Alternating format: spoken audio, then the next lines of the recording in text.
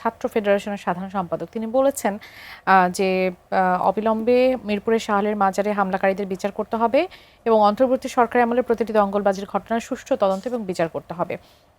তিনি আরও যুক্ত করেছেন যে এই মাজারে জামাত শিবিরের নেতৃত্বে হামলা হয়েছে বলে পুলিশ ও মাজারের মানুষেরা জানিয়েছেন। এই ঘটনায় জামাত আমিরের জাতির কাছে ক্ষমা প্রার্থনা করা উচিত।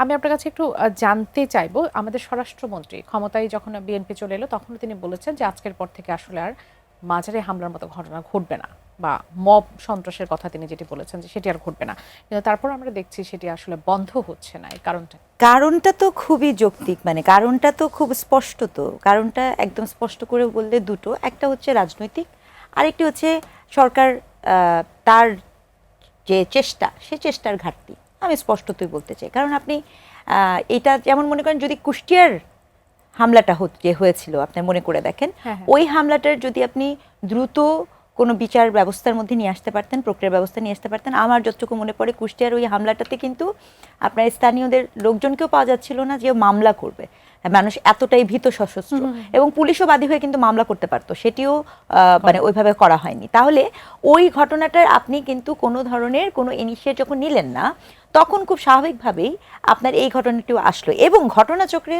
শাহলির মাজারের যে ঘটনাটা ঘটেছে, সেই ঘটনাটা তো একটু না, আমি বলবো বিশেষভাবে অ্যালার্মিং। তার কারণ হচ্ছে দুটো, এক হচ্ছে শাহলির মাজারটা কিন্তু ঢাকা শহরের মধ্যে, মানে কেন্দ্রীয় শহরের মধ্যে, এবং দুই হচ্ছে এই হামলার ক্ষেত্রে কিন্তু যাদেরকে আটক করা হয়েছে তারা কিন্তু বিরোধী দলীয় যে দলটি আছে সংসদে তাদের নেতাকর্মী বলে প্রকাশ পাচ্ছে আমাদের সামনে যেটা এসছে।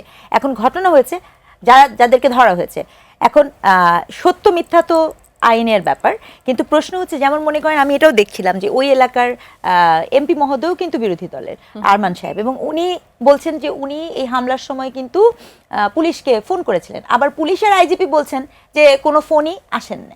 এই যে দেখেন কি অদ্ভুত একটা অবস্থা, একদিকে আমার নির্বাচিত সংসদ, আরেকদিকে আমার পুলিশ অফিসার, আরেকদিকে আমি যে নেতাকর্মী আছে সেটা, এই যে একটা বলয়, তার মানে এই হামলাটা আমরা দীর্ঘদিন বলেছি, দেখেন মাঝারের হামলাটা যত না মতাদর্শিক, অনেকেই মনে করে এটাকে মতাদর্শিক, ঠিক আছে, তার থেকে সামহাও 2024-এর পরে যে এই বিষয়গুলো হয়েছে সেটা মতাদর্শিকের থেকে অধিকতর কিন্তু রাজনৈতিকভাবে ব্যবহৃত হয়েছে। That is alarming. আপনার একটা মতাদর্শিক অবস্থানেও কিন্তু আপনি মানুষকে মারতে পারেন না। আমি খুব পরিষ্কার করি, মানে আপনার সাথে আমার ভীষণ রকমের মতাদর্শিক ভিন্নতা থাকতে পারে। একটা মানুষ, ইভেন আমি আবারও বলছি, আমি একজন রেপিস্ট, সে তো সবচেয়ে নিকৃষ্ট, একজন রেপিস্টকেও কিন্তু আমি মব করে মারতে পারি না। এটা একটা স্বাধীন জাতিরাষ্ট্রে কখনো কামনীয় না। কাজেই কোনোভাবে এই হামলার কোনো বৈধতা দেওয়ার তো কোনো সুযোগই নাই, বরঞ্চ এই হামলার যে উৎস, কেন করছেন এবং কি উদ্দেশ্যে করছেন সেটা বোঝাটা জরুরি আমার কাছে এই মুহূর্তে। এই মাঝারের যে যাবতীয় যে হামলাটা, এই হামলাটা বলছিলেন যে এটা আসলে আপনার কাছে রাজনৈতিক কারা করছে সেটি বের করাও তো খুব বেশি অবশ্যই অবশ্যই, কারণ আপনি এখন আপনার কাছে তো আসামি আছে, আমি আবারও বলছি, আপনার কাছে যখন আসামি আছে আপনি সেটা তদন্ত করেন, আপনি দ্রুত সেটার বিচার করেন। কারণ এবং সবচেয়ে দুঃখজনক, আমি এক্সপেক্ট করেছিলাম যে বিরোধী দল এই ইস্যুতে অ্যাটলিস্ট একটা স্টেটমেন্ট দিবে, স্ট্রং একটা বোল্ড স্টেটমেন্ট দিবে। এনসিপি যেরকম ওখানে গিয়েছে, আমি যতটুকু দেখেছি এনসিপির প্রতিনিধিরা ওখানে গিয়েছে, তারা বলেছে, কিন্তু সবচেয়ে বড় ব্যাপার কি, এই চাপগুলা সরকারকে আপনি দিতে পারবো না, এটা দিতে হবে কিন্তু বিরোধী দলকে। আপনি তো ঠিক এখানে বসে আপনার টকশোতে তো আমি বলছি যে নো ম্যাটার হোয়াট, আপনি স্বরাষ্ট্রমন্ত্রী মহোদয় যখন বলেন যে একটি মবের বিরুদ্ধে জিরো টলারেন্স, তখন ঠিক যেমন কুষ্টিয়ার ঘটনাটাকে আমি মেনশন করছি, একইভাবে আমি এই ঘটনাটাকেও মেনশন করছি।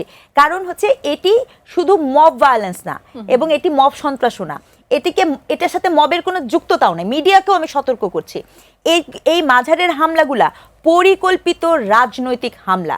মিডিয়ারও উচিত ইনভেস্টিগেটিভ রিপোর্টিং করা, যে আসলে মাঝারের এই হামলাগুলা কি কোনোভাবে, মানে এটা কি রাজনৈতিক হামলা নয় কি, মানে এইটা দেখানো উচিত। কারণ এটাকে যখন আপনি মব বলেছেন, মব বলা মানে এক ধরনের মৌন এবং গৌণ বৈধতা তৈরি করার একটা পায়তারা।